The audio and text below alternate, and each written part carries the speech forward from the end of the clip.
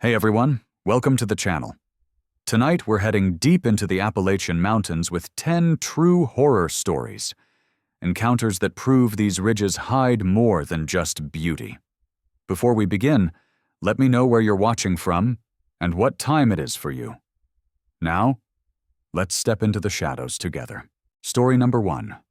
I still remember the sound of our boots crunching over the crust of snow as we pushed against the wind, laughing louder than we should have because the storm was rolling in, and none of us wanted to admit how uneasy we felt.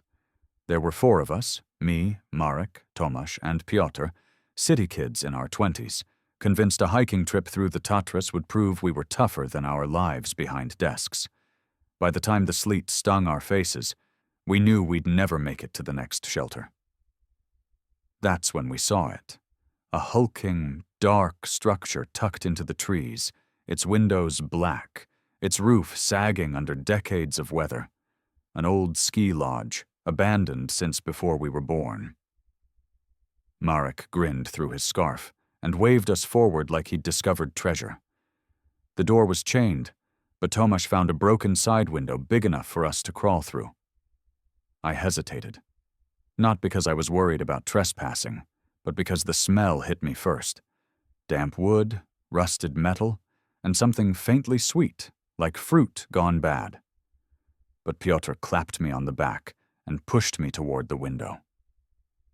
"Better than freezing outside," he said, and he was right. We climbed in. Inside, it was darker than I expected, but our headlamps carved enough space to breathe. Dust floated like ash when we moved. Rows of wooden benches lined the dining hall, some broken, some stacked against the wall. A bar stretched across one side, still with empty bottles behind it, their labels peeling. The strangest thing was how untouched it felt.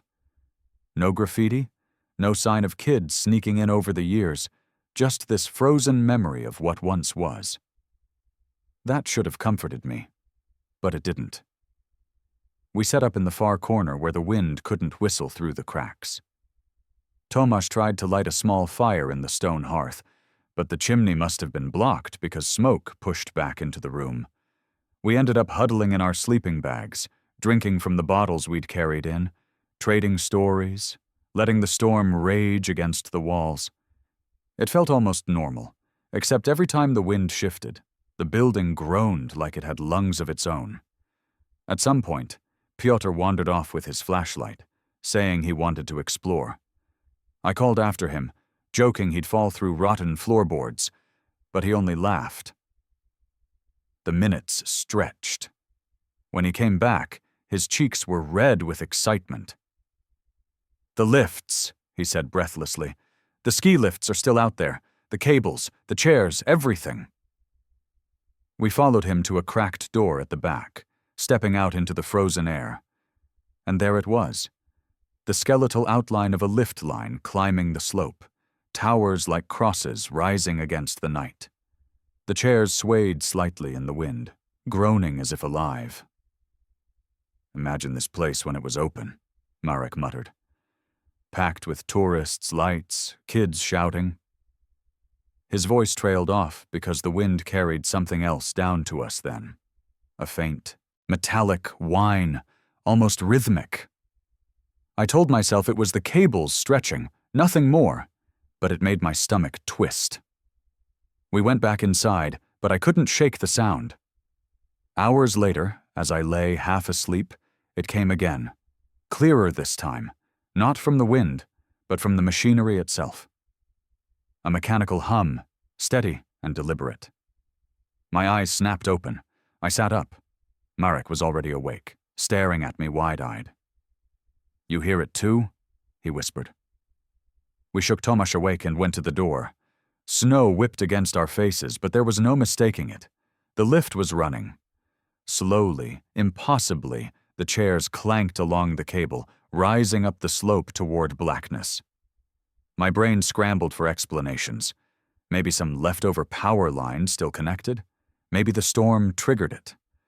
But the buildings around us were dead. The lodge had no electricity. Piotr stepped forward like he was hypnotized. "It's beautiful," he said. The chairs creaked above us, empty but purposeful. He took a step toward the slope, and I grabbed his sleeve. "Don't," I hissed, but his face was lit with a strange smile. "Just one ride," he said. "Think about it. When will we ever—" I yanked him back hard, and he finally snapped out of it, cursing and shoving me. The moment passed, but his eyes stayed fixed on those moving chairs until we forced him back inside. Sleep was impossible after that. We sat in silence, listening to the faint whir of gears until dawn dulled it. When the sound finally stopped, relief swept through me like warmth. We laughed nervously, convincing ourselves it was some fluke, some leftover battery or generator in the mountain's belly. But Pyotr was quiet. He kept staring out the window. By morning, the storm had eased, and we decided to push on to the next village. Marek went to wake Pyotr, but his sleeping bag was empty. His pack was gone. We tore through the rooms calling his name. Nothing. Panic rose fast. I rushed outside, scanning the white slope, and that's when I saw it. The lift crawling again, chairs swaying in rhythm. Halfway up the line, one chair bore something different. Boots. Just boots, dangling from the edge. Pyotr's boots. I started running, my breath sharp in the cold, but Marek tackled me into the snow. "Don't!" he shouted, pinning me down. I fought him, screaming Pyotr's name, until Tomasz grabbed my shoulders and shook me. "Look!" he cried, pointing upward. The boots twisted in the air like a pendulum, and then the chair creaked higher into the fog until it was gone. Just gone. We didn't chase it. We couldn't. The slope was too steep. The storm threatened to return, and something inside me understood we wouldn't find him by climbing. We went back into the lodge, shaking, arguing in whispers. Tomasz wanted to call for help, but our phones were dead. Marek insisted we leave immediately, but I felt rooted to the floor. My mind spun with questions that had no answers. How could the lift move without power? Why had Pyotr gone alone? What had taken him? By the time we reached the next village, half frozen and half mad, we stumbled straight into the police station. They listened, sent a small team up with us. When we returned, the lodge stood as silent as before, the lift completely still, the boots nowhere to be found. The officers searched the slope, found only snow and wind. Their faces told me they didn't believe us. Pyotr was listed as a missing person, swallowed by the mountains.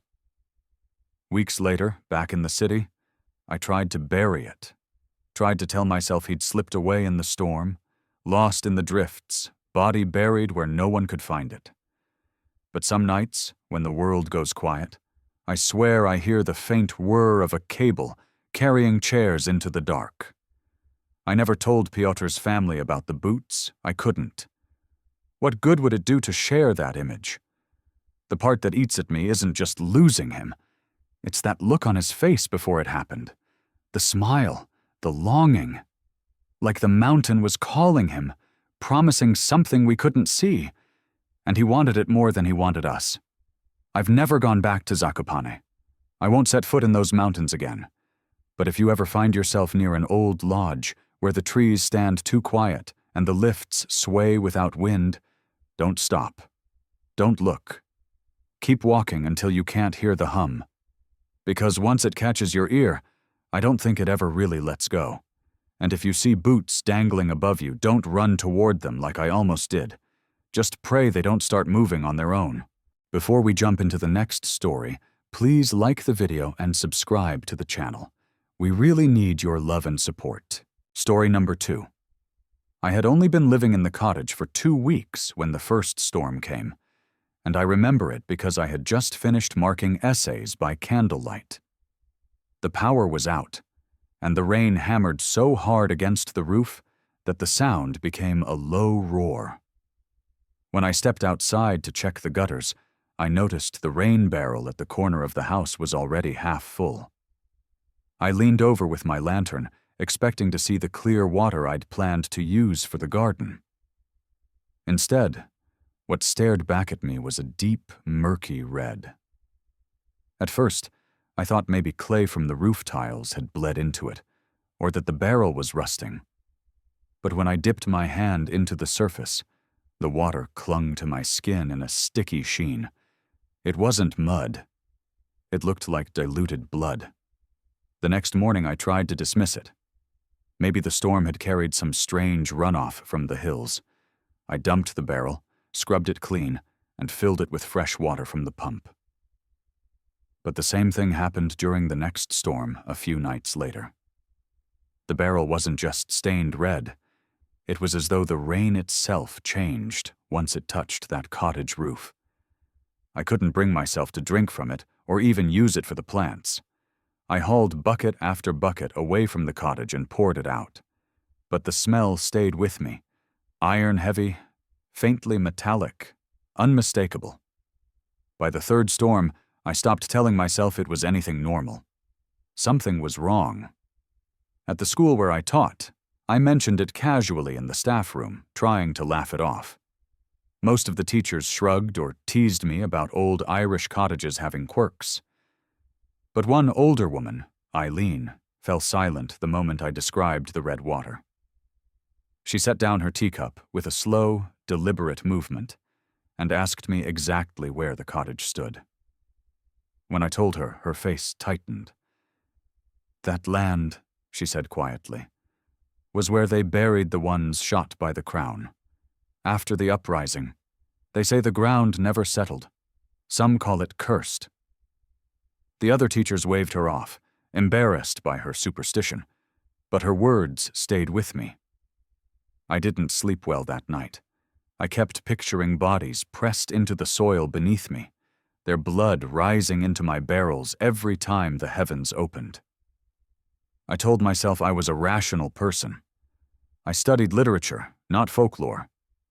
So I tried to investigate it sensibly. I checked the roof tiles. No rust. I looked for anything that could have run into the gutters. Nothing.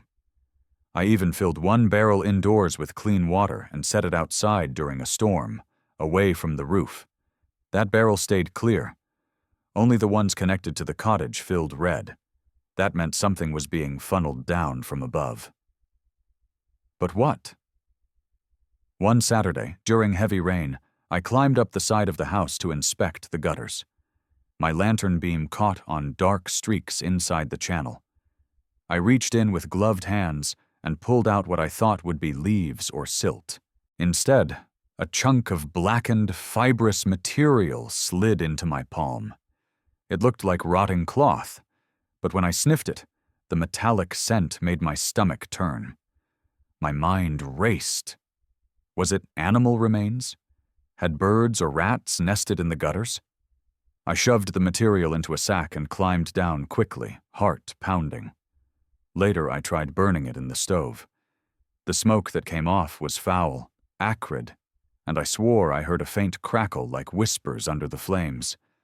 I shut the stove door and walked outside until I could breathe. I should have left the cottage then. Looking back, I know that. But the rent was cheap, and I had nowhere else to go on a teacher's salary. I told myself I could manage. I stopped using the barrels, avoided the gutters, and tried to carry on. For a time, it worked, but the villagers had noticed me. They weren't unkind, but they kept a distance. At the grocer, I caught two of them whispering when I walked past. At the post office, a man gave me a look that wasn't unfriendly, but pitying, as if he knew something I didn't. One evening, a boy knocked on my door and left without a word. But when I opened it, I found a crucifix nailed to a piece of driftwood on the step. I kept it by my bed that night. Then came the storm that changed everything. It was a Sunday, late in October, and the wind rattled the windows so hard I thought the glass would shatter. I couldn't sleep, so I wrapped myself in a blanket and sat by the fire with a book.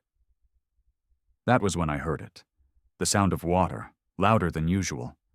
I thought maybe one of the barrels had overflowed. I stepped outside with my lantern, shielding it against the wind, and saw that all 3 barrels were filled to the brim with red water, shimmering unnaturally under the light. And then, as I stood there, I heard something I'll never forget. A deep, wet sound, like a long exhale rising from the barrels. The water rippled in unison, as though something below had sighed.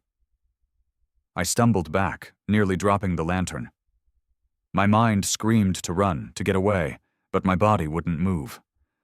I stared as bubbles rose to the surface, slow and deliberate, then popped with tiny crimson splashes. It was as though the barrels were breathing. My throat went dry. "Stop," I whispered, though I don't know who I was speaking to. I forced myself inside, bolted the door, and pressed my back against it. For hours, I sat in silence, listening to the storm rage and the faint gurgling sound outside. I don't think I closed my eyes once. The next morning, I found muddy footprints on my porch, leading from the barrels to my door. They weren't mine. They were bare, narrow, almost childlike. That broke something in me. I went to the village and demanded answers. Most people brushed me off, muttering about nonsense. But Eileen finally took me aside. She told me about a mass execution that had taken place near the cottage during the early 1900s. Rebels were marched to the fields and shot, their bodies thrown into a pit. The land was never sanctified, she said, because the priest who tried was threatened. Locals avoided building there for decades, until the government sold off the land cheap. She lowered her voice then. They say when the storms come, the ground remembers. The rain pulls their blood back up. And if you stay long enough, you'll remember it too. I wanted to laugh at her, to push it away, but her eyes were full of genuine fear. That night, I dreamed I was standing ankle-deep in the barrels, the red water seeping into my skin, voices rising around me in old Gaelic I couldn't understand. When I woke, my bedsheets were damp and smelled of iron. I stripped the bed and left the house, shaking. I couldn't go on like this. The final straw came a week later. I was preparing lessons when I heard a faint dripping inside the house. I searched the ceiling for leaks, but the sound came from under the floorboards. When I pried up a plank, red water pooled beneath, glistening in the lamplight. And within it, floating up toward the crack, was something pale and round. It took me a moment to recognize it. A human eye. I slammed the board back down and fled. I left the cottage that night with nothing but a suitcase and never returned. I moved into a small flat in Galway City, cramped but mercifully ordinary. For months afterward, I couldn't bear the sound of rain. Even the softest drizzle made me tense, waiting for the smell of iron. Once, on the street, a car splashed through a puddle beside me, and when the spray hit my arm, I swear it looked faintly red in the streetlight. I scrubbed my skin raw before I could calm down. Years later, when I finally told someone what happened, they asked why I never tried to prove it, take samples, show someone official, demand answers. But how could I? Who would believe that rain turned to blood, that barrels breathed, that the dead whispered through storm water? People believe in old curses only when it's convenient. And me? I just wanted to survive. I still teach, though in a different town, and I try to keep my life simple. But when I think of that cottage, I remember the footprints, the bubbling barrels, the eye beneath the floorboards. I remember the feeling that the past isn't gone at all, just waiting beneath the soil, pulled back into our world every time the rain comes heavy. And I remember Eileen's words. If you stay long enough, you'll remember it too. She was right. I never stayed long enough to be taken by it. But I stayed just long enough to know it was real. Story number 3.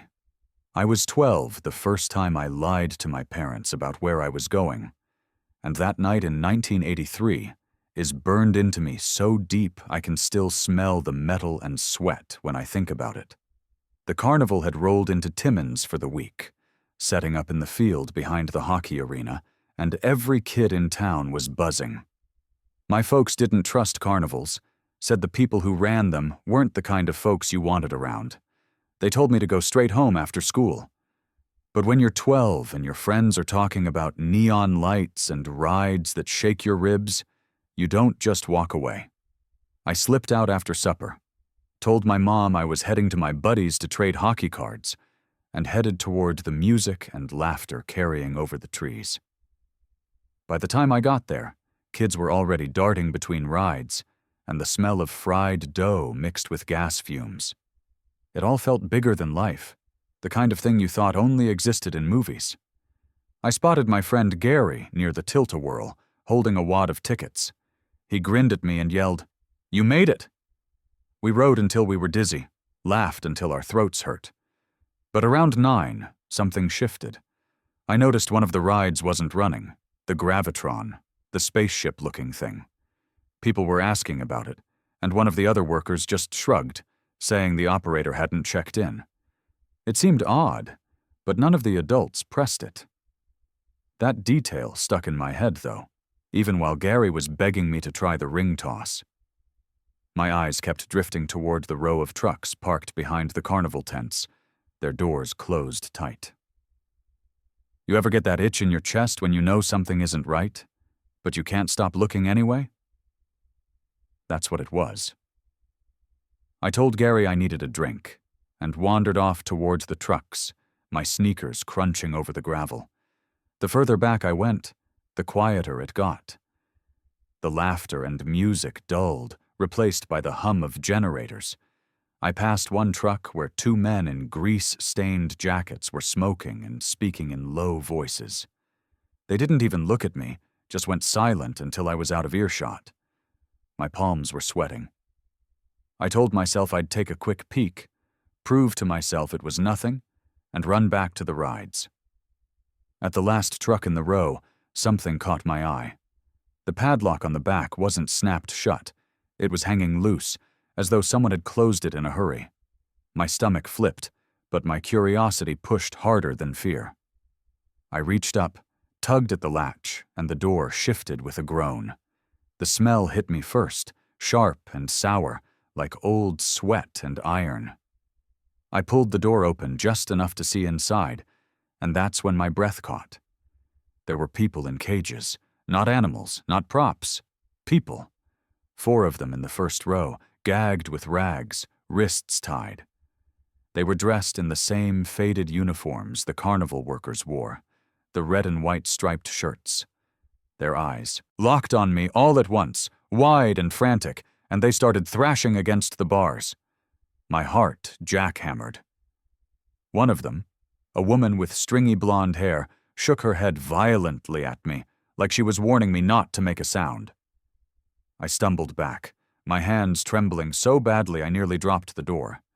My first thought was to run, just sprint until I was safe. But then I heard footsteps on the gravel, heavy and deliberate. Someone was coming. Panic surged through me. I yanked the door back down, forcing the lock to dangle like it hadn't been touched, and ducked behind the wheel well of the truck. 2 men walked up, their boots inches from my face. I could see the grease and dirt ground into their jeans. One of them spat and said, "You checked the cages yet?" The other grunted, "Yeah, they'll keep till morning. We move out before daylight." My throat tightened so hard I thought I might choke. They talked like it was nothing, like they were discussing cargo, not people. When they moved off, I stayed frozen until I couldn't hear their steps anymore. My legs were jelly, but I forced myself to creep out from hiding. Every instinct screamed at me to leave, but those faces, those eyes, were seared into me. I couldn't just walk away. I darted around the side of the truck, kept low, and sprinted toward the midway, blending into the noise of the crowd. Gary was waiting near the Ferris wheel, looking annoyed. "Where the hell were you?" he asked. I grabbed his arm so hard he flinched. "We need to go now." He laughed, thought I was messing with him. I didn't tell him what I'd seen, not yet. I just dragged him away until we were clear of the carnival lights. Only when we were back on the main street did I spit it out, stumbling over my words. He stared at me like I'd lost my mind. Cages? People? You sure you weren't seeing stuff? I swore on everything I had. He didn't believe me, but he also didn't call me a liar. We both knew I wasn't the type to make up something like that. By the time I got home, I'd worked myself into such a state that I blurted the whole thing to my dad. He didn't even let me finish before he grabbed his coat. My dad was the kind of man who didn't scare easy. He told me to stay put, but I followed him out the door anyway, heart thudding. By the time we got back to the field, the carnival music was still blaring, but something was off. The ride lights were shutting down, one by one, even though it wasn't closing time yet. Dad marched straight to the trucks with me trailing behind. But when we got there, the row was empty. Every single truck was gone.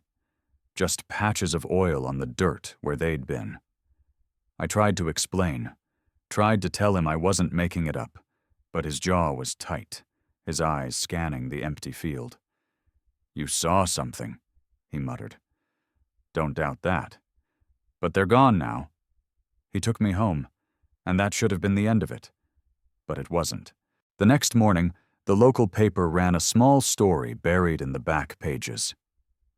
2 carnival workers reported missing. No details, no follow-up. I couldn't eat, couldn't think about anything else. The faces haunted me, especially the woman with blonde hair. I kept hearing the sound she made when she tried to scream through the gag. I begged my dad to go to the police. He finally did, but they brushed it off. Said carnivals moved around, workers came and went. No reason to think anything sinister had happened. Weeks passed, but I couldn't shake it. Gary and I talked about it in hushed voices, swore we'd never tell anyone else because no one believed us anyway. Then one night, months later, I woke up to the sound of tires crunching outside our house. I peeked through the curtain, and there was a truck parked down the street. Not just any truck, one of those carnival haulers, the same faded paint, the same dent on the fender. It sat there for 10 minutes, engine idling, before it rolled away. I didn't sleep that night. I lay awake, convinced they knew I'd seen, convinced they were checking. I never told my dad about that part. I figured he'd just say it was coincidence. Years later, after I'd moved out, I saw a documentary about missing persons tied to traveling carnivals in the 70s and 80s. Dozens of cases, scattered across Canada and the northern states. People disappearing without a trace, many of them last seen near fairs or circuses. They never caught anyone, never even had a suspect. That's when it hit me. What I'd stumbled into wasn't some one-off crime. It was part of something bigger, something that had been happening for years. Those cages weren't just for a few missing workers. They were a system, a machine. People fed into it, town after town, carnival after carnival. I still wonder about the woman with the blonde hair. Did she make it out? Did anyone? Or was I their only chance, and I blew it by running? I tell myself I was just a kid, too young to do anything. But that doesn't stop the guilt from creeping in. Doesn't stop me from seeing her eyes every time I close mine. And if you're wondering whether I ever went back to a carnival after that, no, not once. Even now, if I catch the faint sound of carnival music in the distance, my chest tightens, and I turn away, because I know what's behind the trucks, and I can't unsee it. Story number 4. I was walking between the rows of tents when someone tugged at my sleeve and whispered, "Don't go past the fence after dark." The woman's eyes darted toward the far end of the camp, where a gate chained shut had a crooked sign that read, "Closed Wing." I gave her a weak smile and nodded, but inside I was curious. I had been stationed on Lesbos for 3 weeks as a humanitarian worker, helping distribute food and supplies to families stranded in limbo. Every day, rumors rippled through the camp. Smugglers, spirits, soldiers, ghosts. This one about lights flickering in the abandoned section didn't sound stranger than the rest, but the way she clutched my arm unsettled me. She wasn't warning me like it was superstition. She was warning me like she had seen something. By the third night, I couldn't shake the thought. When my shift ended, I walked past the guard shack with a casual wave and slipped down the dirt path toward the locked gate. I kept telling myself I wasn't doing anything reckless. I wasn't chasing ghosts. I just wanted to see if kids had snuck in to hide or play. The lock was rusted, and the fence sagged with gaps big enough to slide through. My chest tightened as I pushed inside. The first thing I noticed was how silent it was. The living parts of the camp always hummed with arguments, coughing, crying, cooking fires. Here, the air felt flat. I started down the main row. Tents lined both sides, perfectly zipped, their guy ropes taut as if they had been set yesterday. I expected trash, at least a few collapsed shelters, but they stood unnervingly neat, almost staged. My flashlight beam skimmed across them, catching glints from cookware stacked outside in perfect order. The hairs on my arms rose. It was like the people had just stepped out for a minute and would be back any second, except I knew this wing had been shut for months. I stopped at the first tent and unzipped it. My throat closed immediately. Inside were bones, not scattered, not in a pile, arranged on the thin mattress under a wool blanket. The skeleton curled like it had simply gone to sleep. The skull rested on a folded shirt as though it had been given a pillow. I stumbled backward, almost dropping my flashlight. For a long moment, I could only hear my own breath rasping. I forced myself to check the next one. Same thing. Bones laid out neatly, with belongings folded at their side. A child's small shoes tucked at the entrance. The silence pressed heavier the deeper I went, broken only by the faint shuffle of my boots on gravel. My mind scrambled for explanations. An epidemic, the staff clearing bodies. But nothing made sense. If this had been a crisis cleanup, why leave them displayed like that? Why make the beds? I tried to tell myself to leave, but my legs carried me farther. A low hum filled my ears, and for a moment I thought it was in my head. Then I realized it was coming from the far row. Not electrical, not machinery, like dozens of voices whispering the same word over and over too quietly to understand. I froze. My flashlight trembled in my hand, casting crooked shadows across the tents. I should have turned around. I knew that. But something pulled me, maybe the same sick pull that keeps you staring at a car accident. I moved toward the sound. The further I walked, the stronger the whispering grew, until it seemed to coil in my chest. My pulse thundered, and I could barely breathe. I crouched beside a tent, fingers shaking as I reached for the zipper. Before I opened it, I heard a voice, clear this time, a man's voice in accented English. "You shouldn't be here." I whipped around, light cutting through the dark, but no one stood there. My mouth went dry. I forced the zipper down anyway. The tent flap sagged open, and inside lay not one but 3 skeletons, huddled together as if embracing. Their bones gleamed pale against dark blankets. But their eye sockets, God, I swear I saw them glisten wet, like they weren't empty at all. I staggered back, slammed into the pole, and almost screamed. The hum was rising now, not whispering but chanting, like 100 voices murmuring in unison. I clapped my hands over my ears, but the sound seemed to bypass them, vibrating straight into my skull. My flashlight flickered, then cut out completely, plunging me into blackness. I dropped it in panic and ran. My hands scraped the tents as I fumbled down the row, praying to slam into the fence. My heart hammered against my ribs. Somewhere behind me, fabric tore and a metallic clang rang out, like someone kicking a pot. I didn't look back. When my palms finally smacked against wire, I clawed at the fence and slipped through the gap so fast I sliced my arm on the rust. I didn't care. When I stumbled back into the lit section of camp, I nearly collapsed. A fellow aid worker named Tariq spotted me and grabbed my shoulders. "Where were you? You look like you've seen death." His words landed too hard. I couldn't speak. He noticed the blood running down my arm and dragged me to the medical tent. As he patched me up, I kept shaking. He pressed me for answers, but I only muttered, "Don't go in there." That night, I couldn't sleep. My mind replayed the tents, the bones, the voices. I kept seeing those eye sockets shimmering like they were alive. By dawn, I convinced myself it was stress, exhaustion, maybe hallucination.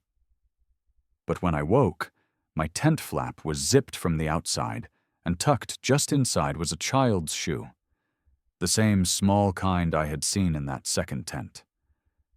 I felt bile rise in my throat. I stumbled out, clutching the shoe, scanning the camp. No one looked at me. People carried water, lined for food, sat by their fires. But I felt their silence press like a wall. No one asked me about the shoe. It was as if it had always belonged to me. I tried to report what I saw to my supervisor. He listened quietly, then leaned back and said, "That wing doesn't exist anymore. It burned down last year." His calmness rattled me more than if he had called me crazy. He slid a paper toward me, asking me to sign a statement that I was fatigued and needed rest. I refused. He stared at me for a long time before sighing. "If you value your work here, never mention this again." I wanted to leave, but guilt kept me. These families needed food, medicine, shelter. So I stayed, but I avoided the fence. For weeks, everything seemed normal. Then one night, as I walked the main row to check water containers, I noticed light leaking from behind the closed wings gate. A soft yellow glow, shifting like candle flames. My knees locked. I forced myself not to look too long. The next morning I found another object at my tent entrance, a folded wool blanket, identical to the ones covering the skeletons. I refused to touch it. I kicked it aside, but later, when I returned, it was laid neatly across my bed inside. My chest ached with dread. Finally, I couldn't take it anymore. I confided in Tariq, begged him to come with me. "Just one look," I said, my voice breaking. To my relief, he agreed. That night, we slipped through the gap together. The silence was heavier this time, but I felt braver with him at my side. We walked slowly down the rows. When I unzipped the first tent to show him, it was empty. No bones, no blanket, nothing. Just bare ground. My throat tightened. "I swear to you it was here." He frowned. "You need sleep." He turned away, but before he could step farther, the chanting started again. His eyes widened. "You hear that?" I whispered. His lips trembled. "Yes." We bolted, crashing through the gap, stumbling back into the camp. We didn't speak for hours. The next day, Tariq was gone. His bedroll empty, his belongings vanished. When I asked around, the others acted confused. "Who is Tariq?" they asked. Some even laughed. My stomach twisted. I had shared meals with him, laughed with him, trusted him. But his name dissolved in their mouths like he had never existed. That was the breaking point. I requested transfer immediately. They approved it faster than I expected, as if they were glad to see me go. On my final morning, I walked past the closed wing one last time. The gate was wide open now, swinging in the breeze. Inside, every tent was gone. The ground was bare earth, smooth and untouched, like nothing had ever stood there. On the ferry leaving Lesbos, I sat alone and clenched the child's shoe in my bag. I had tried to throw it away twice, but each time it ended up back with my things. Sometimes I dream of that chant, low and endless, threading through my sleep. Sometimes I wake to find the shoe placed at the foot of my bed, even though I swore I hid it. I tell you this because I can't carry it alone anymore. What I saw wasn't a ghost story, wasn't imagination. It was real. People were there. They died there. And something in that closed wing refuses to let them go quietly. I don't know why I was shown, or why Tariq vanished, or why they keep leaving me reminders. But I know this. If you ever hear about a closed-off section of a camp, about lights that flicker where no one should be, don't let curiosity guide you. Don't step through that fence, because once you see them, they see you, and they don't forget. Story number 5. I remember crouching by the riverbank, pulling bits of plastic out of the reeds, when I first noticed him. Everyone else at the cleanup was chatting, calling out to each other when they found something unusual, laughing about how much rubbish the tourists left behind. But he didn't say a word. He was maybe 10 feet from me, tugging a soggy length of rope out of the mud. His clothes didn't look like the rest of ours. We'd all been given bright yellow volunteer vests, but he wore a plain gray jacket, sleeves rolled to the elbows, hands raw from pulling debris. I thought maybe he was just late and hadn't been given his vest yet, so I smiled at him when our eyes met. He didn't smile back. He just kept working, shoulders hunched, like every movement hurt. At the time, I didn't think much of it. It was 1995, I was 21, and volunteering for the cleanup felt like a good way to meet people. The River Ness was calm that morning, and the group was cheerful. Nobody else seemed to notice the quiet man. When the coordinator, Fiona, came around with a clipboard, ticking names, I tried to point him out. She glanced up, squinting toward where he was hauling branches, then shook her head. "Don't see who you mean," she said. I gestured again, but when I turned back, he was further down the bank, half hidden by a tree. She laughed. Must have scared him off. I let it go. Later, when we all gathered for the group photo, I scanned the crowd, expecting him to be standing at the back. Fiona lined us up near the stone bridge, cheerful as always. We squeezed together, some of us muddy, some dripping wet from stepping too far into the water. The photographer counted us down. I looked over my shoulder at the last second, convinced he was behind me. Nobody was there. Still, I swear I felt someone's breath brush the back of my neck as the shutter clicked. That night, I couldn't shake the image of him working silently in the mud. I asked one of the other volunteers, a student named Graham, if he'd noticed an older man in a gray jacket. Graham frowned and said no. The only older people there had been Fiona and a retired teacher. He teased me about daydreaming. Maybe he was right. I laughed it off, but inside I felt unsettled. Something about the man's face stayed with me, pale and almost waxy, like he hadn't been outdoors in years. A few days later, the photos came back. This was before everything went digital, so Fiona passed the glossy prints around at a little thank you gathering.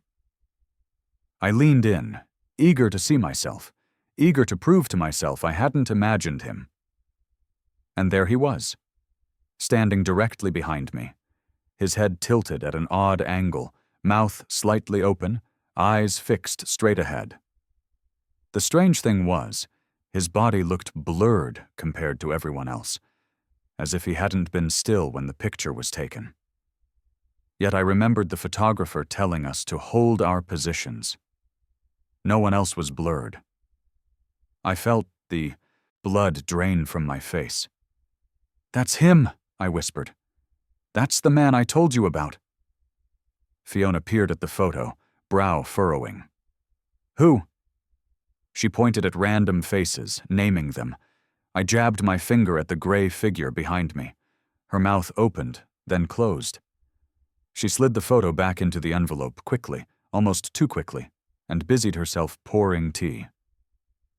My hands shook. That night, I couldn't sleep. Every time I closed my eyes, I saw his head tilted, those open eyes watching me. I sat up at my little flat's kitchen table, staring at the kettle, trying to convince myself I'd imagined it, but I hadn't. I knew I hadn't. Around 2 a.m, I heard a knock at the door. Slow, deliberate. 3 knocks. I froze, heart hammering in my throat. Nobody visited at that hour. I sat there, unmoving, waiting. After a minute, I crept to the window and pulled the curtain just an inch. The street below was empty. The next morning, I called Fiona. I asked to see the photo again, needing to prove I wasn't losing my mind. Her voice was tight, defensive. "I don't have them anymore," she said. "I sent them home with people." But I'd watched her collect them. I pressed her and she snapped. "It's not worth talking about, all right? Just drop it." That frightened me more than anything. Why wouldn't she acknowledge what we both saw? 2 nights later, walking home along the river, I heard footsteps behind me. The path was narrow, the water lapping close by. I quickened my pace. The footsteps matched mine. I spun around, but no one was there, just the black water rippling.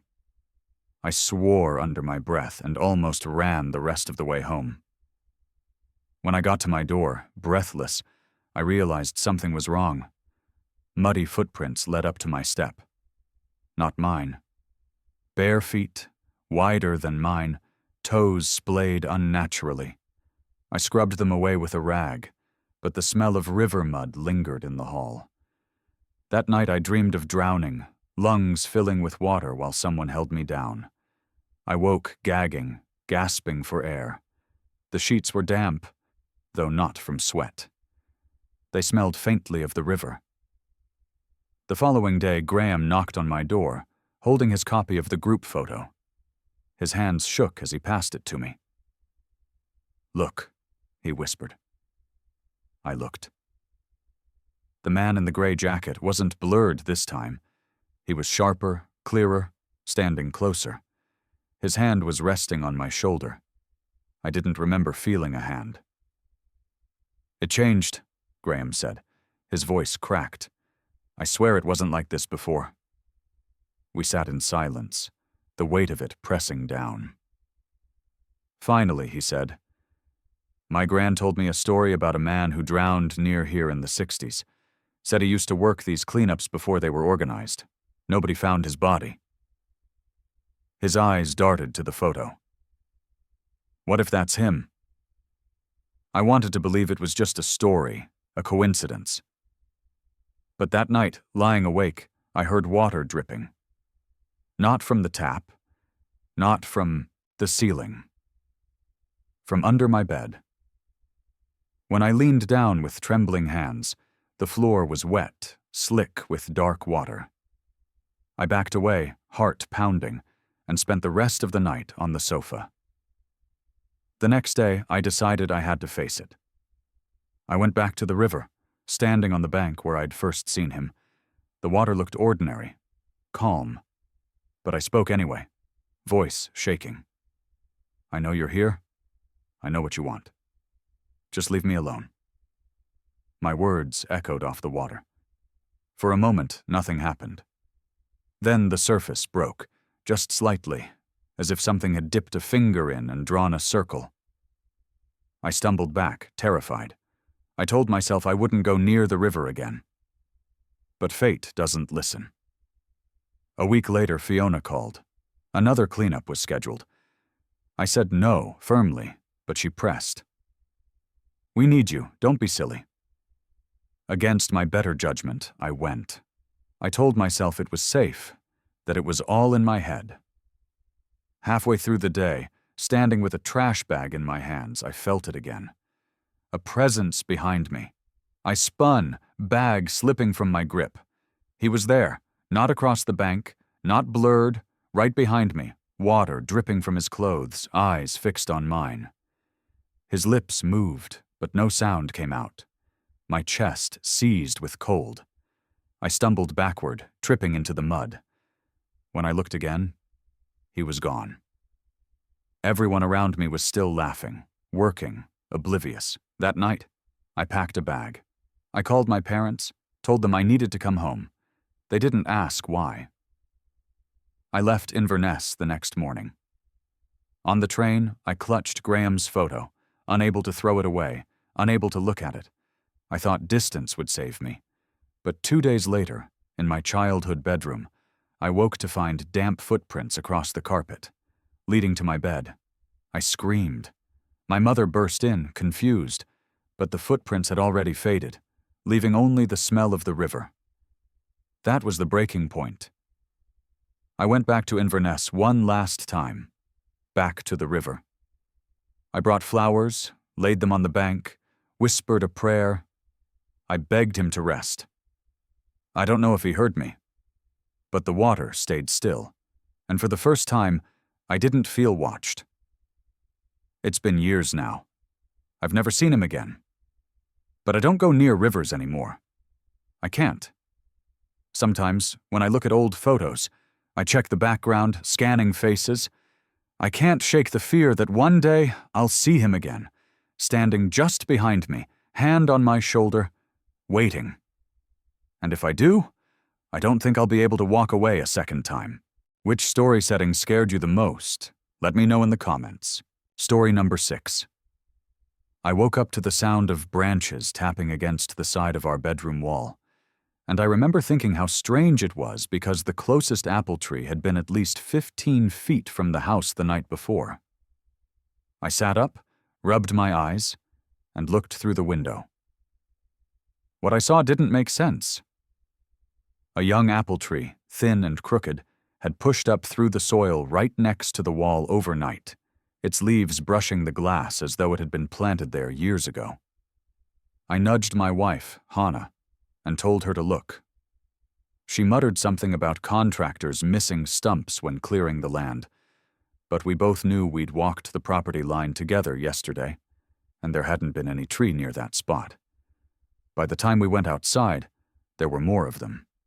Not just the one by the window, but a row of small, fresh apple trees that hadn't been there before, roots still wet with mud, lined up like soldiers beside the house. The ground was disturbed, cracked open in places, and each sapling stood at least 6 feet tall, already sprouting leaves.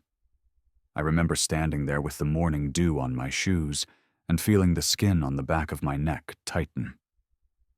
"These weren't here yesterday," I said, and Hannah didn't argue.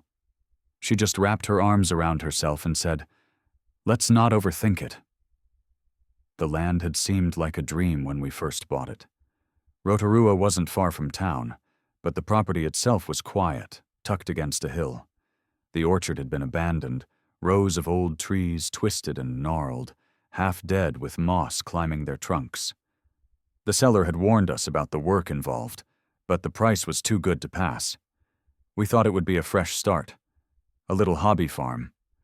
That first week, we started clearing out the dead wood, planning where the garden would go, even laughing about pressing our own cider one day. None of that mattered the morning we found the trees. I grabbed an axe from the shed and chopped the closest one down, not out of anger, but out of some primal need to prove I wasn't losing my mind. The trunk was thin, the kind of wood that should have been dry and light. But when I swung through it, the blade came out slick and red. At first, I thought it was sap, thick and dark. But when it dripped onto my boot, the metallic smell hit me so hard I staggered. It was blood. Real blood. It oozed from the stump, soaking into the soil until the earth looked bruised. Hannah gasped, covering her mouth, and whispered, "Don't touch it." I let the axe fall into the grass and backed away. I wanted to say something rational, that maybe it was some strange fungus or discoloration of sap, but I knew what I smelled. blood doesn't lie. That night, I barely slept. Every creak of the floorboards, every scratch of branches outside, made me sit up in bed. When dawn came, I stepped outside again. The tree I'd cut was gone. Completely gone. No stump, no remains, not even the axe I'd left beside it. Worse, the yard was choked with more trees, at least 30 or 40 of them, circling the house, closer than before. Their leaves brushed the walls, their roots cracked the driveway. It was as if the orchard had marched forward in the night, pressing us in. I remember yelling at Hannah to pack a bag, that we were leaving. She didn't move. She just stood there staring at the new growth, whispering, "It's alive." Not the land, not the trees, she said it, like it was one thing, one body. I dragged her inside and shut every curtain. My hands shook as I dialed the real estate agent. No answer. I called the police, tried to explain that someone was trespassing and planting trees overnight, but they brushed it off.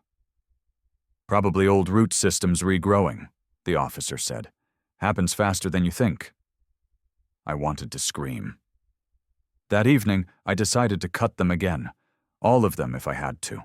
I borrowed Hannah's gardening gloves, gripped the axe, and went for the thickest trunk I could find.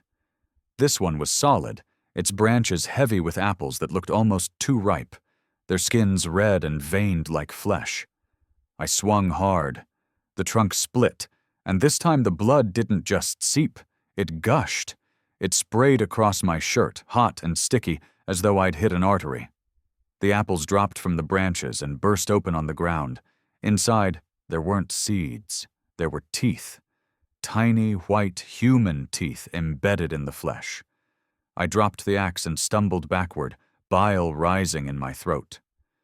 Hannah was screaming at me to stop, her voice ragged, but all I could hear was the sound of the blood dripping from the branches, pattering onto the soil like rain. The smell clung to my nostrils, copper and rot. That was the first time I thought we might actually die there. The next morning, the trees had advanced again. They grew right up against the porch, branches scraping the door as if reaching inside. The walls groaned from the pressure. Roots cracked the foundation, splitting the concrete steps. We couldn't see the road anymore, just a wall of trunks and leaves, dense and impenetrable. Hannah refused to leave the house, pacing back and forth, muttering that if we stayed still, if we didn't fight, it would leave us alone. But I couldn't believe that. It was choking us, inch by inch. I forced open a window at the back of the house, where the trees hadn't pressed too close yet. I thought I could run through, find help, maybe bring back someone who could see it, prove we weren't insane. The moment I stepped outside, the ground shifted beneath me. Roots curled up from the soil like snakes, wrapping around my ankles, pulling me down. I hacked at them with the axe until they let go, tearing my skin raw. I ran, crashing through branches, but the orchard didn't end. No matter how far I pushed, the trees thickened, closing in, until I circled back to the house without realizing it. It was like being caught in a loop, the land folding back on itself. That night, we heard voices. Not from outside, from the trees themselves. Low whispers, like dozens of people speaking all at once, threading through the walls. Hannah pressed her ear to the wood and said she could hear her mother's voice, who had died years ago. I heard my brother, gone since I was a teenager. It made my chest ache, hearing him laugh through the bark. But then the voices grew harsher, accusing, angry, demanding we stay, demanding we feed them. On the fourth morning, the house shook. Roots pushed through the floorboards, sprouting in the living room, the kitchen, even the bedroom. Sap bled onto the carpets, sticky and dark. We climbed onto the table to keep our feet clear, clutching each other like children. I don't know how long we sat there. Time stopped meaning anything. Every apple that fell to the floor rolled toward us, as though nudged by invisible hands. They split open on the wood, teeth spilling across the floorboards like pebbles. Hannah broke before I did. She whispered that maybe we should give it what it wanted. "It's hungry," she said, her eyes glassy. "It wants us." She reached for one of the apples, cradled it in her hands like a baby. I slapped it away, shouting at her to wake up, but she screamed at me, feral, clawing at my arms.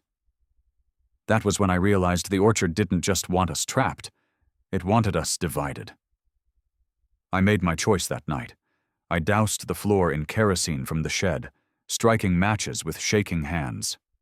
If it was alive, if it was one body, then fire was the only way. Hannah fought me, crying, begging me not to, but I couldn't stop. When the flames caught, the roots shrieked. "I swear to you," I heard them scream, a sound like hundreds of throats tearing at once. The trees writhed, branches cracking, apples bursting in showers of blood and teeth.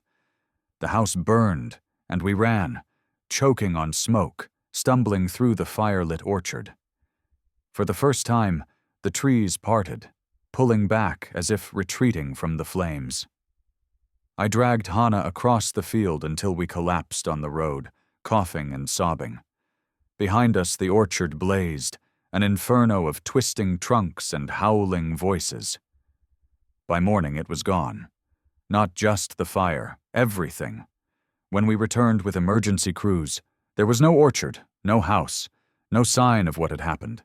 Just flat land, charred black, as though nothing had ever grown there. The officials called it a grass fire. They said we'd been lucky.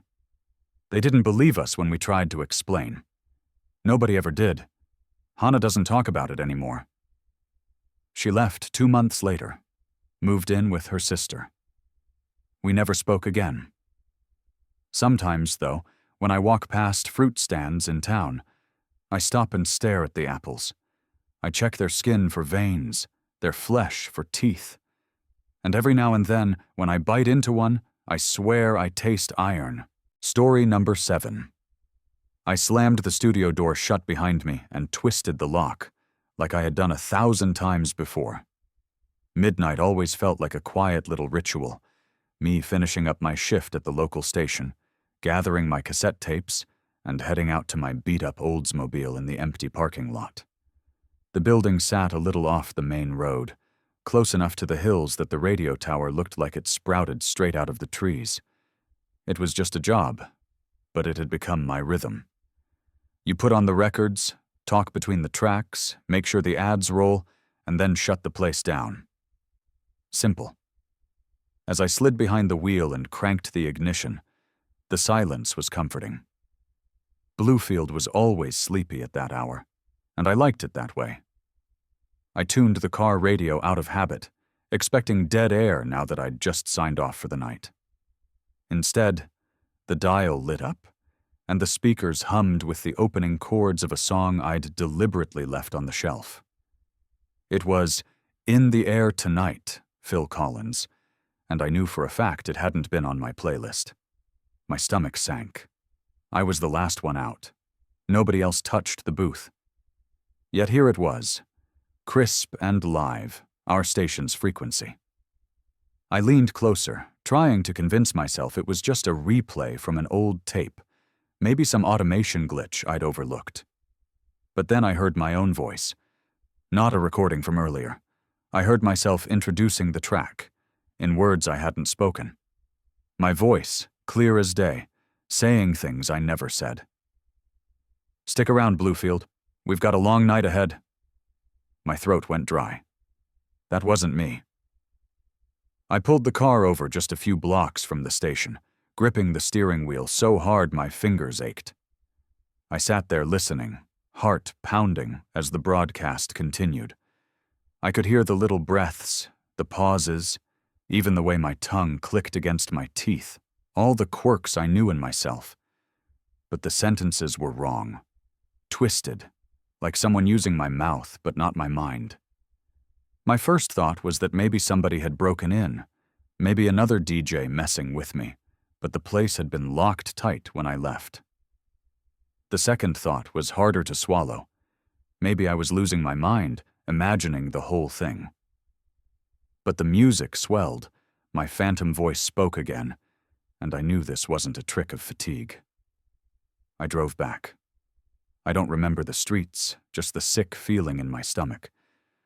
When I pulled into the lot, the tower lights blinked overhead like they always did, calm and steady. I jumped out, ran to the door, and grabbed the handle. It rattled, but wouldn't move. The padlock was snapped shut from the outside. I froze, staring at it. I had the only keys. No one could have locked it after me. From inside, through the thin walls, I heard muffled sound. The same music, the same broadcast spilling from speakers I wasn't controlling. I pressed my ear against the glass of the entryway, and my voice came again, introducing another track. "This one's for all of you who can't sleep. Don't worry. I'll keep you company." I stumbled backward. That was my voice saying things I didn't know I was capable of saying. I stood there for what felt like hours, watching the building that had been my second home. The neon sign glowed faintly above the entrance, humming with electricity, as if mocking me. Every part of me wanted to walk away, pretend I hadn't heard it, go home and bury my head under a pillow. But another part, the stronger one, needed to know what was happening. I circled the building, trying each door and window. Everything was locked tight, like it had been sealed from within. Yet the music played without stopping. Smooth transitions between tracks, ads cued perfectly, like someone more competent than me was running the board. I crouched near a side window and tried to peer inside. The studio lights were on, glowing faintly, and the red on-air bulb burned steady. The chair in the booth was turned away from me, facing the microphone. And even though I strained my eyes, I couldn't make out if anyone was sitting in it. I whispered to myself, "There's nobody there," just to calm down. But the second I said it, the chair shifted. Slowly, deliberately. It swiveled toward the window, inch by inch, until it faced me. The seat was empty. Yet the mic crackled, and my voice rolled through the speakers in the car behind me. "Don't be afraid. You're not alone out here." I backed away so fast I tripped over the gravel. My breath came short, panicked, and I nearly ran for the car. But then something stopped me. Curiosity, or maybe stupidity. I wanted proof. I wanted something I could tell myself later, a reason to believe I hadn't just hallucinated. So, I stayed. The broadcast kept going. For nearly an hour, I stood there in the cold, listening. It wasn't random. It wasn't a loop. The songs were chosen with care, the announcements weaving together like a conversation directed at me. My voice would say, "Hope you're safe out there, driving through the dark." Then the next track would be, "Every breath you take." Then back to my voice, laughing lightly, saying, "Funny thing about echoes. They always find their way back." I shook so badly I could barely keep my legs under me. Nobody else was in the lot. Nobody else even seemed awake in the whole town. And yet I felt watched, like the tower itself had eyes trained on me. Finally, I couldn't take it anymore. I left. I jumped back in my car, floored the gas, and didn't stop until I was in my driveway. I sprinted inside, slammed the door, and turned on every light in the house. Then, stupidly, I flipped on the radio. The station came through strong. My voice still speaking, still working, as if the night hadn't ended. I didn't sleep. I sat on the couch with the volume low, listening. Around 4 a.m., I heard something that made me want to vomit. The broadcast broke. Pattern. My voice stopped playing songs and started talking about me. By name.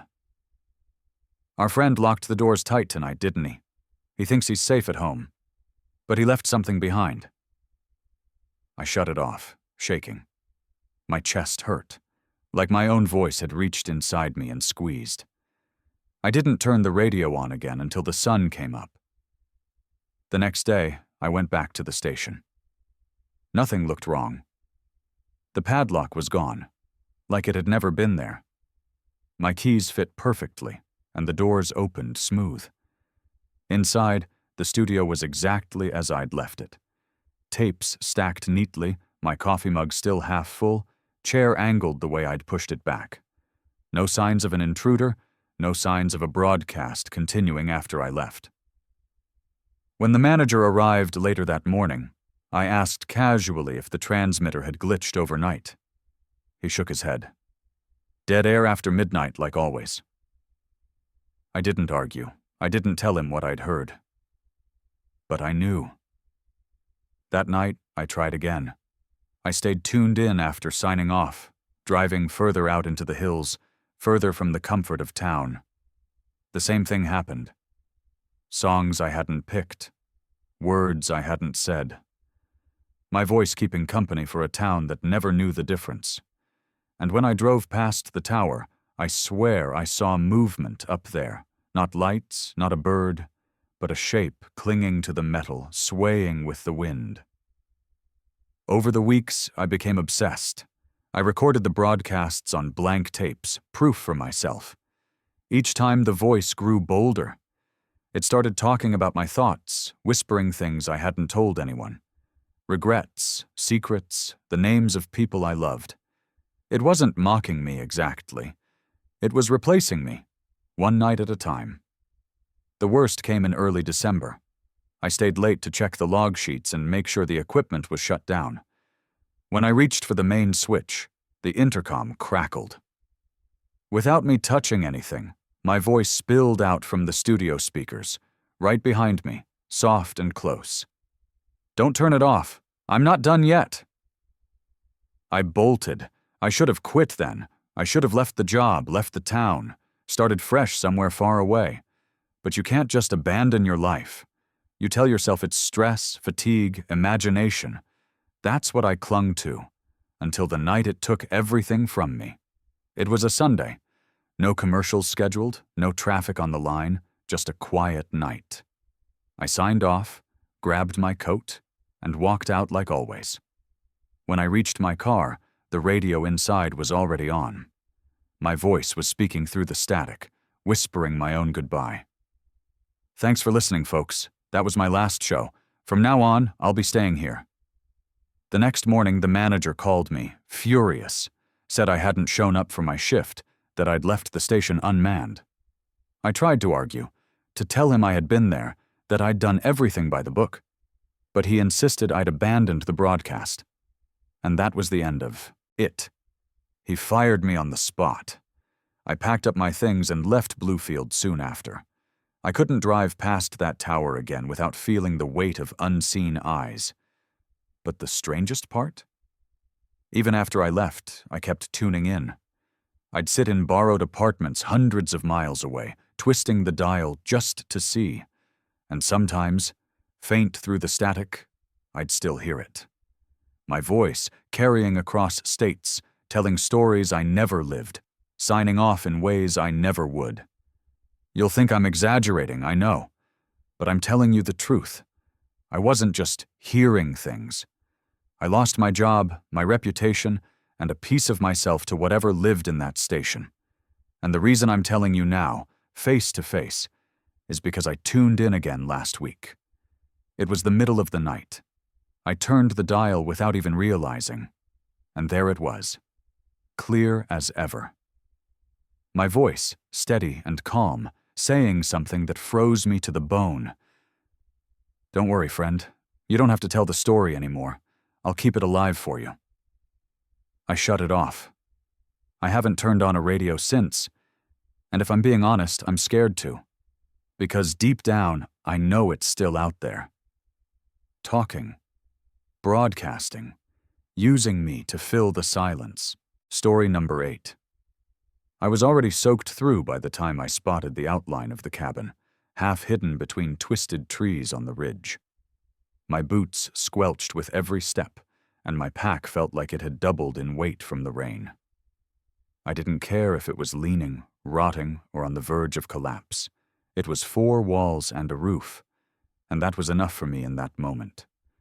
I shoved the door with my shoulder, the swollen wood groaning open, and stumbled inside with a gasp of relief. The storm's roar dulled instantly, leaving only the drip of water from my clothes and the hammering of my own heart. The cabin was 1 room, dark and musty, with a fireplace long choked in ash and a single bed pushed against the wall. My first thought was gratitude. My second was caution. Abandoned didn't always mean empty, and I'd learned not to trust appearances. I set my pack down gently, listening. No footsteps above. No creak of someone shifting in a corner. Just the steady sound of rain hammering the roof. I let out a shaky breath, lit the stub of a candle I carried in a tin, and took in the place properly. The walls were scarred with deep scratches, as though someone had dragged a knife or nail across the wood again and again. At first, the markings seemed random, like angry graffiti, but the longer I looked, the more I realized they were words. Crude, shaky, but legible. I stepped closer, holding the candle up. "Don't sleep on the bed." The phrase ran jagged across one entire log beam. My chest tightened, but I forced myself to laugh under my breath. Probably some bored hunter with a cruel sense of humor, or maybe a local legend carved out to spook trespassers. Still, I avoided the bed. I spread my damp blanket on the floorboards near the hearth instead, trying to keep my breathing steady. I'd slept in worse places, barns, ditches, even under railway bridges. But there was something about the silence here that unsettled me, like the air itself was waiting for me to acknowledge it. As the candle burned lower, I turned onto my side and closed my eyes.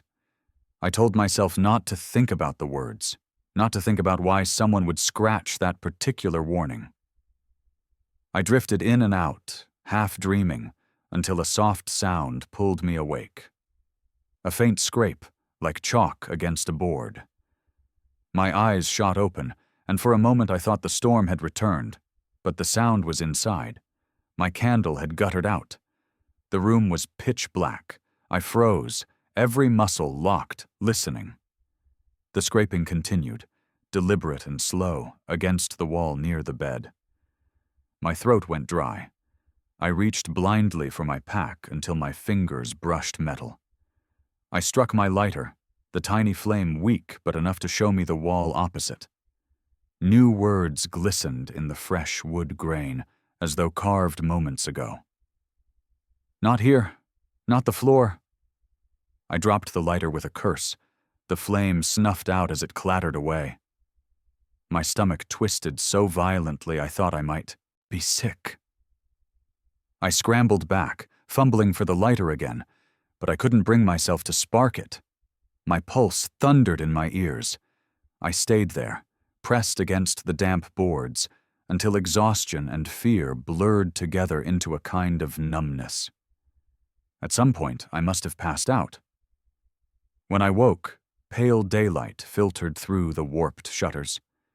My blanket was tangled around me, and my lighter lay just inches from my hand. For a second, I thought I'd dreamed it all, until I saw the wall. The new words were there, etched deep into the grain. Not here, not the floor. I forced myself to stand, though my legs trembled. The bed sat against the far wall, its mattress sagging, covered in a sheet so old it had yellowed.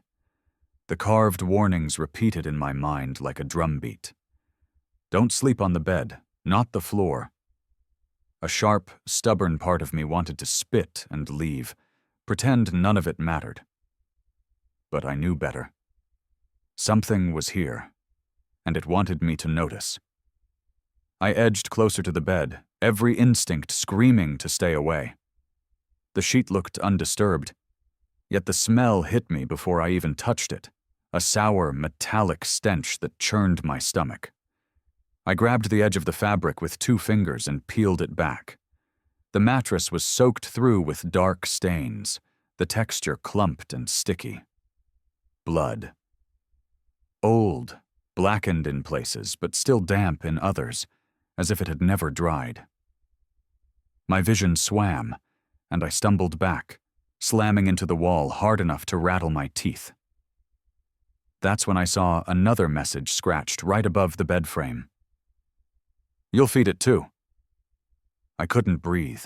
My chest heaved, and my hands shook so badly I dropped the sheet. The words swam in my vision, seared into me. Feed it? What? I staggered to the door and wrenched it open, desperate to get outside, but the storm had returned overnight, and the hills were a torrent of mud and rain. The track I'd come down was gone, washed out by water. Leaving wasn't an option, not without breaking my neck. I slammed the door shut again and slid the latch. I pressed my forehead against the cold wood, whispering, "It's just a place, just a place."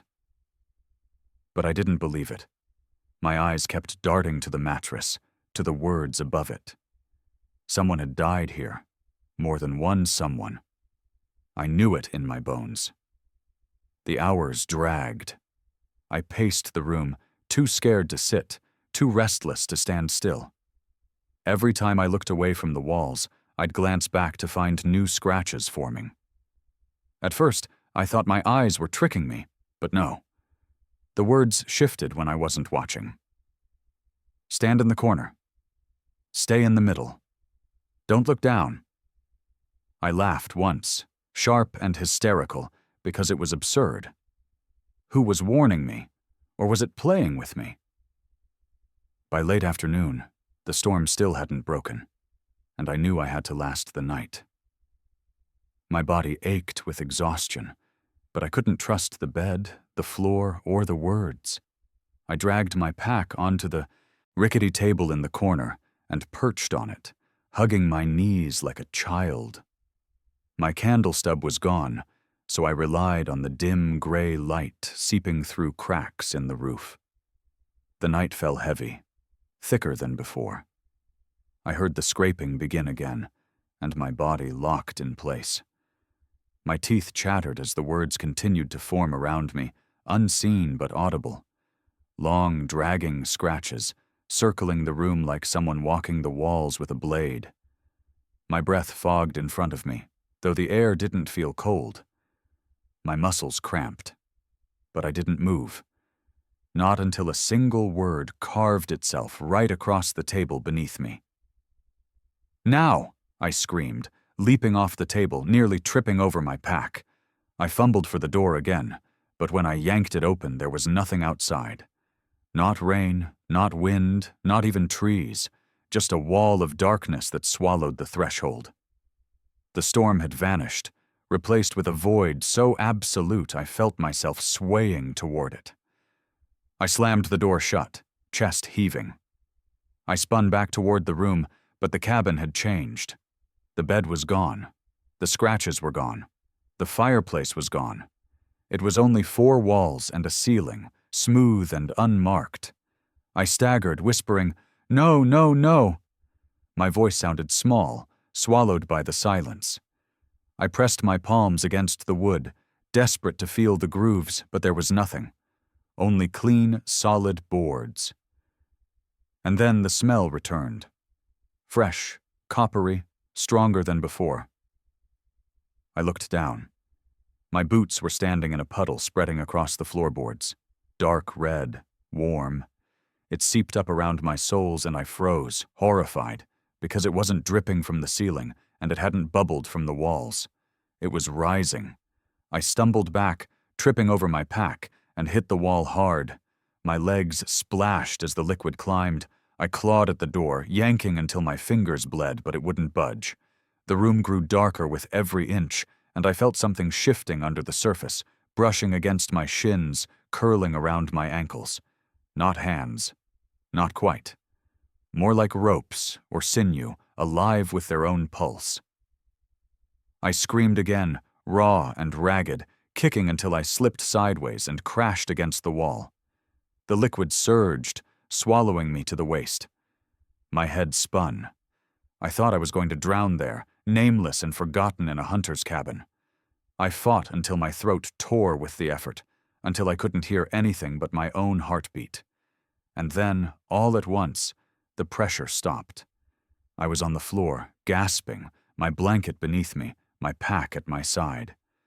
Pale daylight streamed through the shutters. The bed was back, the scratches on the wall, the words clear as ever. Don't sleep on the bed. Not the floor. You'll feed it too. I couldn't move at first. My whole body shook, too weak to stand, but the boards were dry. My boots were dry. There was no blood, no stench, no rising tide. Just me, alive. Somehow. I crawled toward the door on my hands and knees, my nails breaking as I dragged the latch free. The hills outside were wet, slick with the remnants of the storm, but real. Real trees, real mud, real air. I didn't look back. I stumbled down the slope, half falling, my breath tearing out of me in sobs. I walked until I reached the nearest road, then collapsed at the verge, too drained to cry. I swore I'd never go near the cabin again, never step foot in those hills, never trust a roof that offered itself so easily. Years have passed since then, but I still dream of it. The scratches forming while I sleep, the words shifting when I turn away, the mattress waiting in the corner. Sometimes I wake convinced my sheets will be soaked red. Sometimes I hear the scrape of carving in the walls of my own flat. And sometimes, when I close my eyes, I feel the floor beneath me soften, rising warm and wet, and I remember the last words etched before I fled. You'll come back. Story number 9. I had just finished loading the last bundle of logs and secured the straps when I climbed into my cab, settling into the worn driver's seat that had molded itself to my shape over years of runs. The route I was taking wasn't one I particularly liked. An old logging road on the outskirts of Moncton, barely maintained, uneven in stretches, with ditches that could swallow a pickup whole. But it shaved an hour off the return trip. And when you've been hauling timber since dawn, saving an hour means saving your back. I told myself I'd done this road a dozen times before, and I'd do it again. Nothing out of the ordinary. Just get home, shower, and sleep. The first thing I noticed, maybe 20 minutes in, was the glow of headlights behind me. I checked the mirror, squinting through the vibration of the rig on gravel, and saw twin beams bouncing along. A truck, I thought. Probably another hauler, maybe running late like me. But the way those lights moved caught my attention. Every time I slowed a little, they slowed. When I took a turn, they followed the exact arc, too precise, like my reflection rather than a separate driver. It wasn't unusual for someone to tail along this road. They'd stick behind you until a wide spot let them pass. But this felt tighter, too close for comfort. I gripped the wheel a little harder and told myself not to let paranoia creep in. After another 5 minutes, I tapped my brakes gently to flash a signal, a little gesture to say, "Back off, friend." The lights mirrored the motion perfectly, the glow shrinking and expanding in sync. I frowned. That was odd. I pressed the brake a little longer, intentionally slowing. Again, the headlights matched me like I was watching myself in a mirror. I didn't like it. Not one bit. My pulse picked up and I muttered, "All right, enough games," under my breath. I looked for a pull-off spot. About half a kilometer ahead, I saw a widened patch where the dirt shoulder spread into a makeshift rest area. I guided my rig off, crunching gravel, easing the trailer to a stop. Dust swirled around in my mirror. I watched, waiting to see the truck behind me roll past. But nothing came. The headlights had vanished. I stared into the rearview mirror, then leaned forward against the wheel, squinting into the dark stretch of road. Empty. Just the endless strip of dirt fading into trees. No truck, no beams, no sound of an engine. My skin prickled. I'd swear on anything those lights had been right on me seconds ago. I sat there with the motor idling, listening to the low rumble, trying to steady my breath. After a minute, I told myself it was probably just another driver who'd turned off onto one of the branching service roads when I wasn't paying attention. I eased back onto the road and kept driving, but the unease stuck to me like sap. An hour crawled by. My eyes flicked constantly to the mirrors, half expecting those lights to reappear. The cab felt too quiet, just the hum of tires and the occasional rattle of my coffee thermos against the console. Every bump made me grip tighter. Every shadow at the tree line looked wrong. I started rehearsing explanations in my head, like I'd tell someone later and laugh it off. You know how your mind plays tricks when you're tired. But I wasn't that tired. Not enough to hallucinate headlights. It was around then that I noticed something else. My mirrors caught faint impressions on the road beside me. Tire tracks. They weren't from my rig. Too narrow, more like a pickup or small hauler. The thing was, they ran alongside me, close, keeping pace. I leaned out the window briefly, the night air sharp, and looked down. The gravel showed clear twin lines, pressed in like weight had just rolled through. But when I checked again in the mirror, there was nothing beside me. No vehicle. Just the tracks, deepening the longer I drove.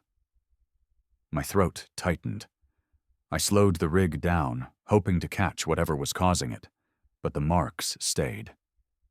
When I stopped completely, they stopped too, etched into the dirt no more than 3 feet from my tires, as if an invisible vehicle had braked in unison.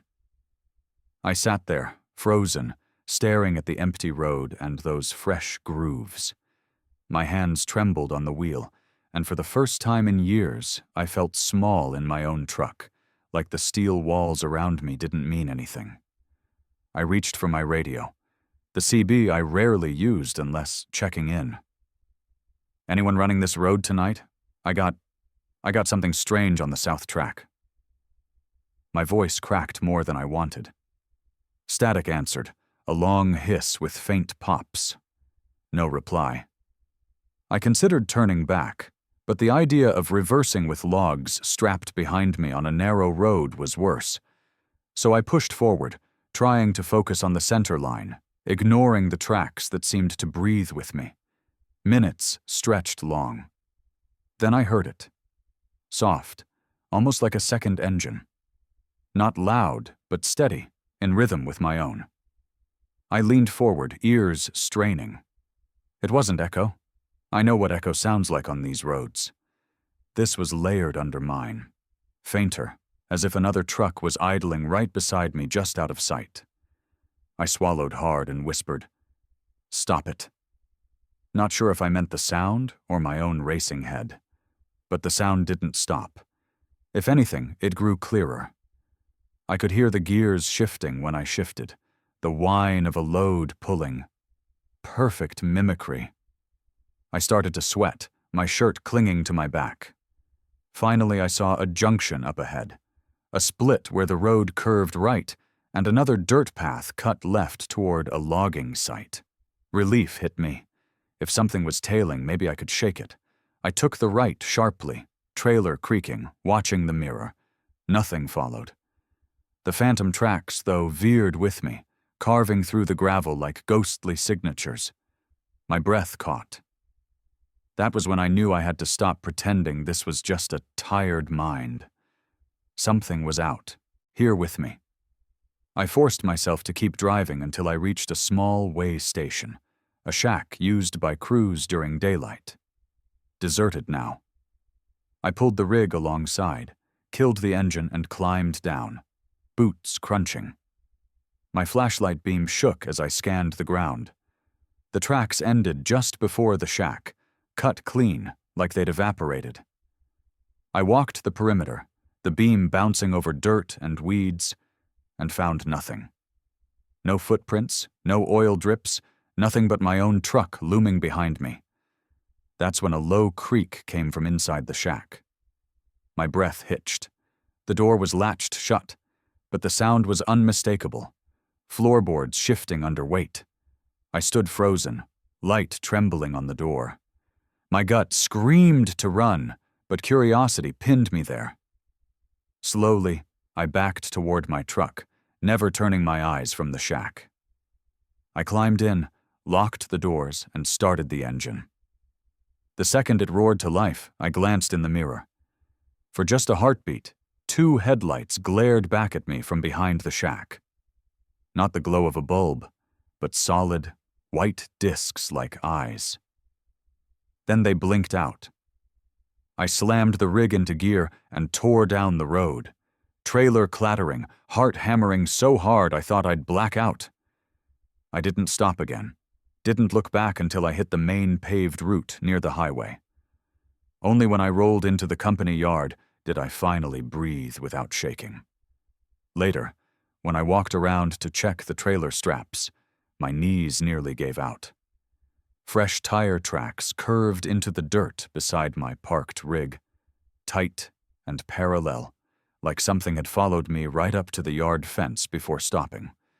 The gravel was pressed so deep it looked wet, as if weight had only just lifted. I told the yard manager the next morning. He just stared, then said nobody else had been on that stretch last night. Said the left-hand service road I thought about earlier had been closed for months due to flooding.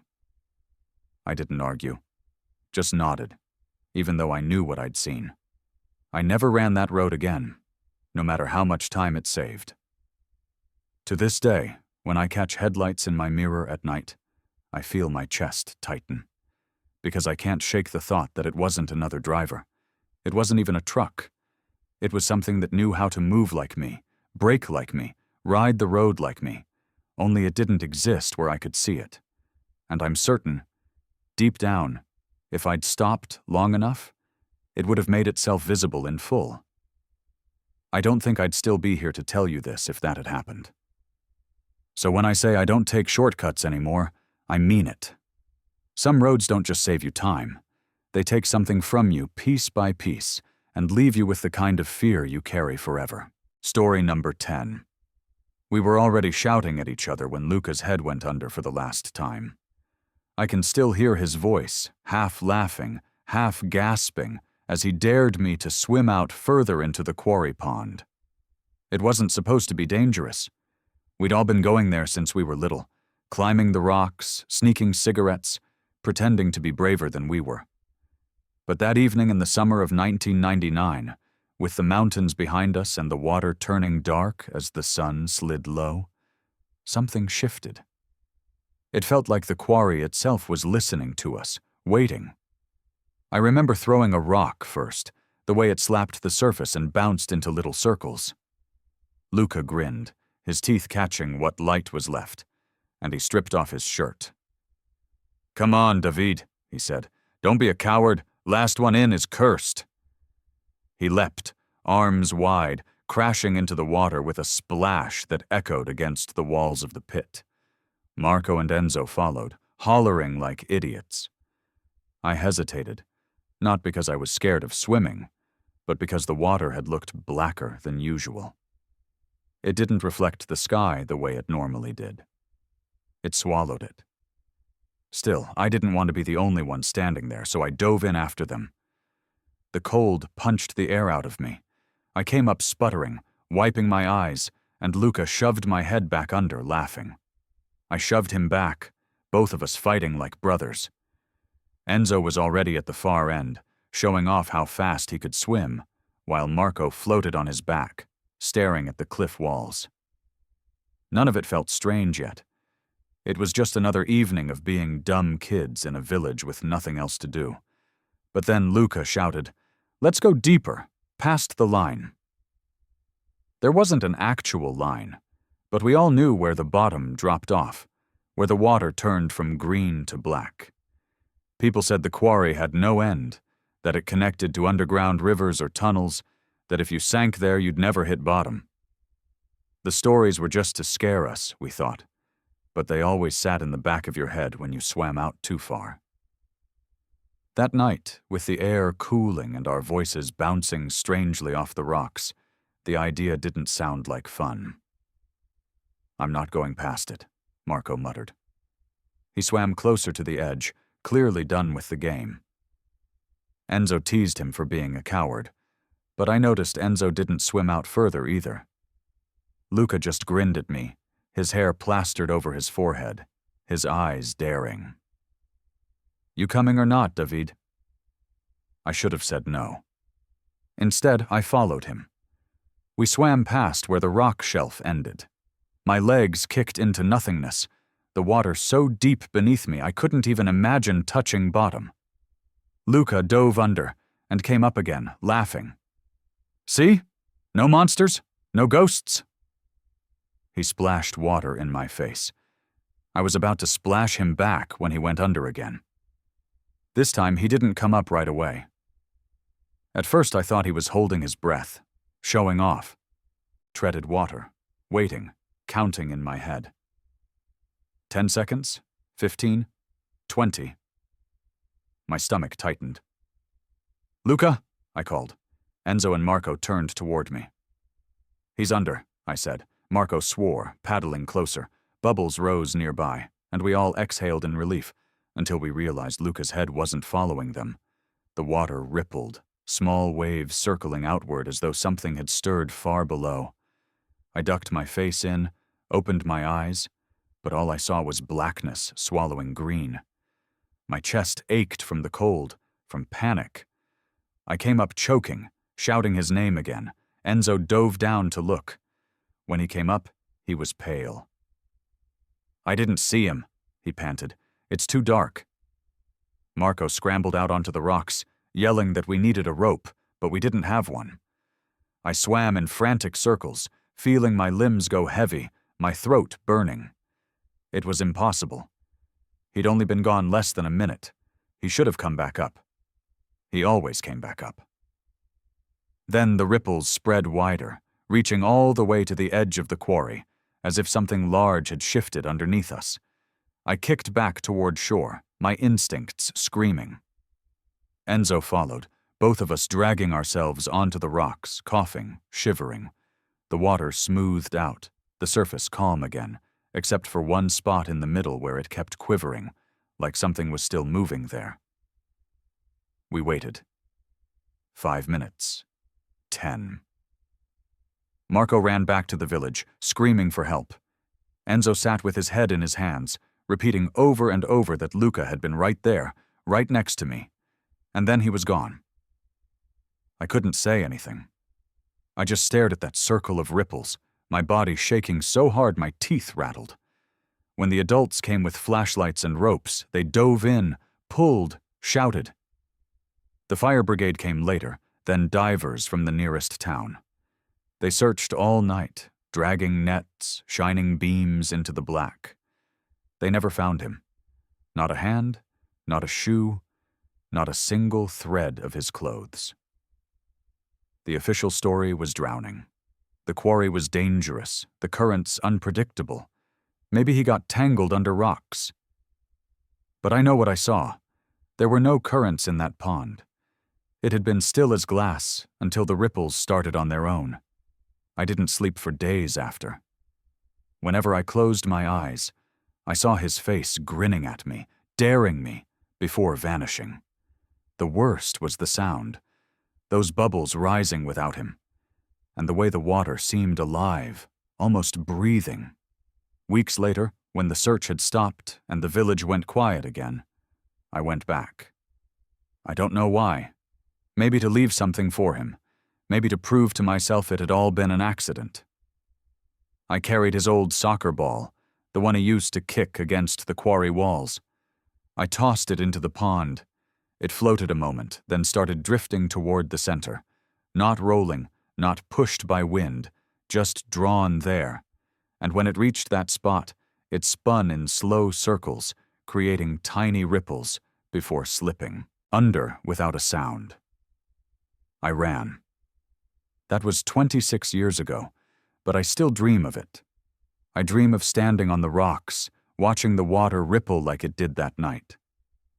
Sometimes in the dream, Luca comes up again, but not as himself. His mouth is wide, his eyes are black, and he calls my name in a voice that gurgles, like something speaking through water. I've told this to only a handful of people because it sounds insane, but you asked me why I hate swimming, why I never go near deep water. It's because I know what's in there. It took him. It wanted him.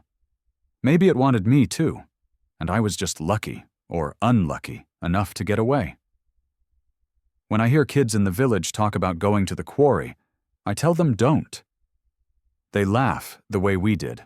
I don't care. Let them think I'm superstitious. Because I know. That pond isn't just water filling a hole in the earth. It's a mouth. And one day, it'll open again. And if you're standing too close, it won't matter how strong you swim. It never gives back what it takes. That's the end of our 10 Appalachian horror stories. Which tale haunted you the most? If you made it to the end, drop "The mountains are watching" in the comments. And remember, not every path through these ridges leads home.